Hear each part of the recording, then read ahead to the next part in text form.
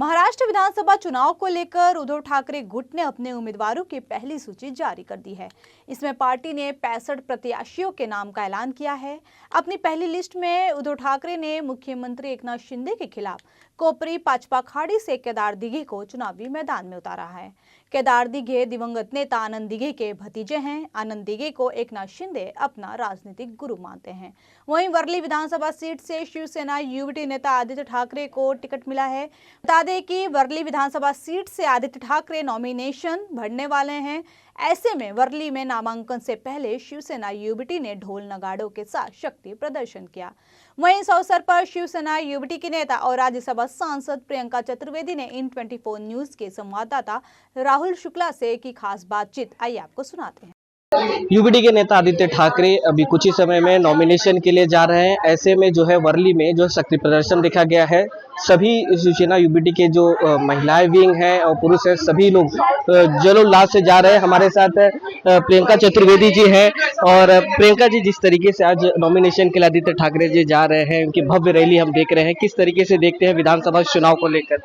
विधानसभा चुनाव के लिए हम सब उत्सुक हैं। हम सब में विश्वास है कि महाविकास आघाड़ी को बहुमत से सरकार बनाने का मौका जनता देगी। हमने एक ट्रेलर देखा था लोकसभा चुनाव में, पिक्चर ब्लॉकबस्टर पिक्चर 23 तारीख को सामने आएगी।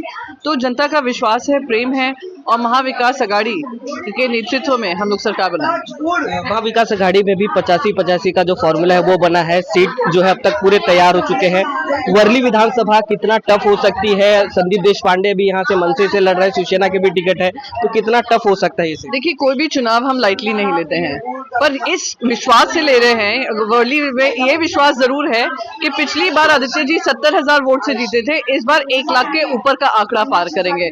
मैं विपक्ष का कौन उम्मीदवार है मैं उसमें जाना नहीं चाहूंगी, क्योंकि जनता ने ना उनको देखा है, ना कोविड के समय पे उनका काम देखा, ना कभी ये सुना कि जब महाराष्ट्र में खुली छूट लूट और झूठ हो रहा है कभी उन्होंने उसके ऊपर टिप्पणी की होगी।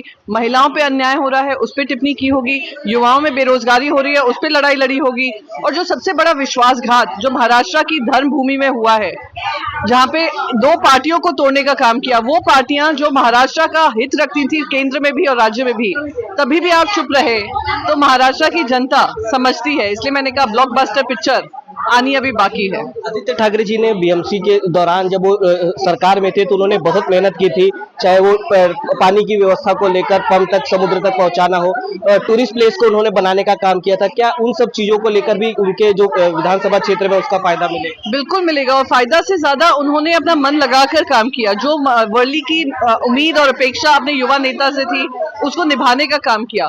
वर्ली में वो एमएलए बनकर मंत्री बने।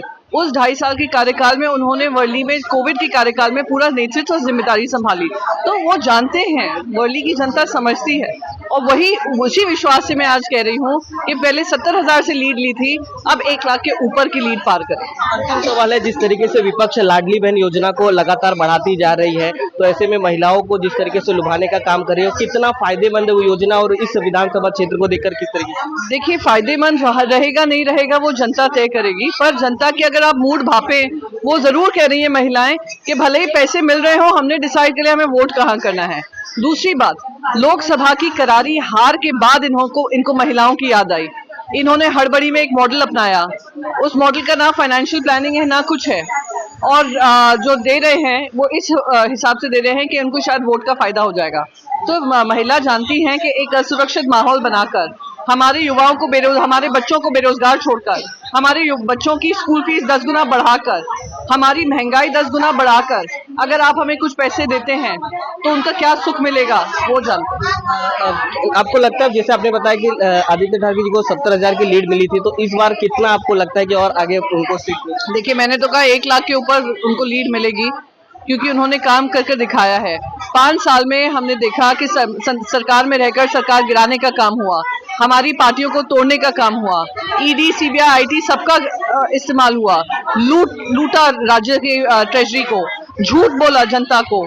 तो ये सब 5 साल में हमने सब देखा है, अपने आंखों के सामने देखा है, जनता देख रही है, तो जनता उसका जवाब जरूर देगी। हमारे साथ प्रियंका चतुर्वेदी जी, उन्होंने कहा कि जनता जवाब देगी और आदित्य ठाकरे इस बार जो है 1 लाख से ज्यादा सीटों के लोगों को वोट मिलेगा और वो जीतकर इस बार आएंगे। राहुल शुक्ला, इन 24 न्यूज, मुंबई।